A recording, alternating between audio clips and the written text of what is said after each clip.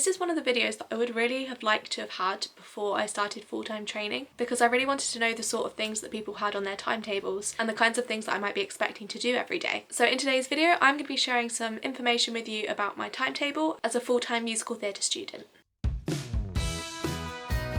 If you're new to my channel, hi, my name is Millie. I'm a second year musical theatre student and welcome to the Performing Arts and Me. I make videos on this channel about the performing arts, my general life experiences, drama schools and things like that. So if any of those things interest you, I'd really appreciate it if you subscribed. I'm trying to grow my channel at the moment and it would really help me out. As I said, I'm going to be talking about my timetable and I'm going to be using the timetable that I've had in general for the past term. I say in general because it does sometimes vary between weeks, and it definitely varies from year to year and from term to term, but even between weeks there can be some variations. But today I'm going to be focusing on what was scheduled in general for the past term that I've just had as a second year student. Rather than read it out in order because I think that would be boring, I'm going to start by talking about the lessons that I had scheduled and how long they were scheduled to last for, and then after that I'll talk about kind of how my timetable was distributed and the start times and finish times and things like that. So keep watching if you want to see all of that as well. Okay, so starting with dance, in a week I had scheduled 3 ballet classes, 2 jazz tech classes and 1 contemporary dance class, which were all scheduled as an hour and a half long. I then also had a tap class which was scheduled to be an hour long, and I had a dance for MT class which was scheduled to be an hour and a half long as well, but that class also involves, it's not just dance, it also involves sometimes singing or characterization and things like that, although the focus of the class is supposed to be on dance. At London Studio Centre they also have option classes, so last term I had 2 additional subjects. For my option subjects I had tap intermediate option and I had theatre jazz option. So tap intermediate option meant I had in my schedule 2 additional 1-hour tap classes, and theatre jazz option meant I had scheduled 1 2-hour class of theatre jazz a week. Now moving on to singing and acting, so I had a 2-hour scene study class scheduled. Scene study is acting, but it also involves a bit of singing too, so we'd work on scenes with songs attached to them. I also had 2 hours of acting through song, which is what it says on the tin. I had 1 hour of harmony, I had a half an hour private singing lesson, a 1.5 hour singing tech and application class, and a 1.5 hour class of voice and text.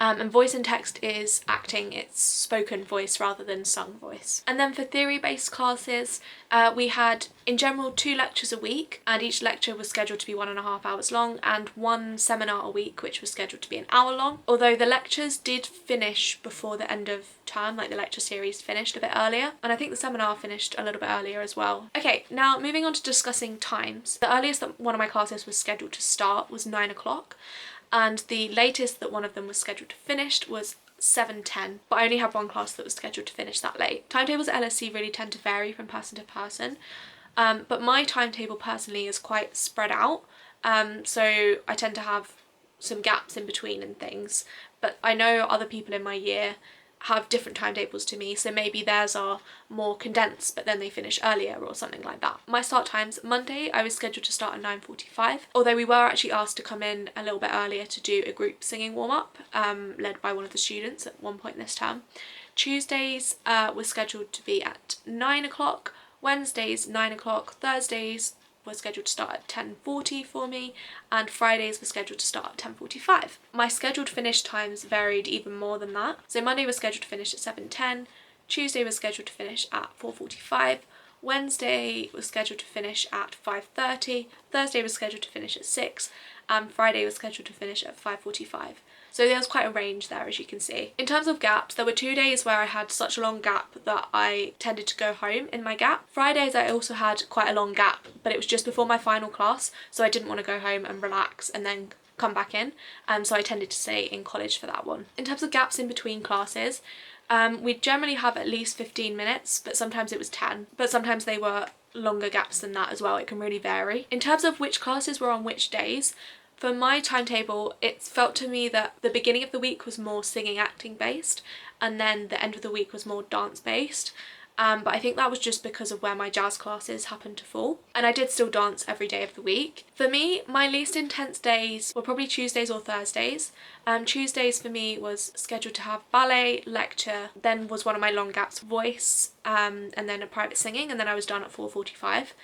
And Thursdays I had a late start at 10:40, and then ballet, harmony, a seminar, and then jazz. There was a bit of a gap in between harmony and jazz as well. There were breaks in between other classes as well. My most intense day for me would have been Wednesdays, which was ballet, lecture, singing, tech, dance for MT, and then tap. There was a bit of a gap in between the lecture and singing tech, but apart from that it was generally 10 or 15 minutes between classes, which I think is what made it feel more intense. Friday was physically more demanding for me, and Mondays felt more singing and acting based, although I did also have 2 tap classes on a Monday. As you can see, there's quite a lot of contact hours involved with my course, which I think is different than some uni students might have, for example, depending on the course and the uni. But yeah, I have quite a lot of contact hours, which I personally find great, and I think it's what you need for this kind of training. I do want to stress though that at LSC the timetables vary quite a lot, so there isn't another person that has the exact same timetable as me. Timetables vary depending on so many different things,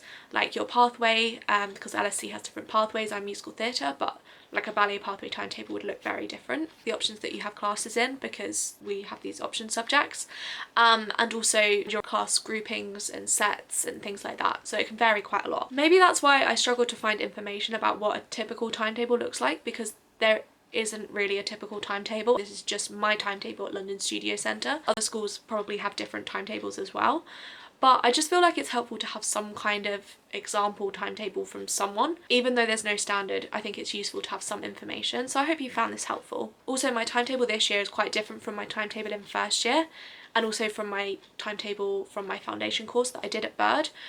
So if you're interested in a video about my first year timetable or about my Bird foundation timetable, then please let me know. But yeah, anyway, I hope that this has been helpful and has given you some insights into the sort of things you might expect a timetable to have, even though, as I said, it's my second year timetable and differed from my first year timetable. I hope it's given you some information. If you've enjoyed this video, please do give it a like to let me know, and once again, if you have enjoyed this video and you'd like to see more of my videos, I'd really appreciate you subscribing. I'm trying to grow my channel and that would really help me. And yeah, I think that is everything. Thank you very much for watching.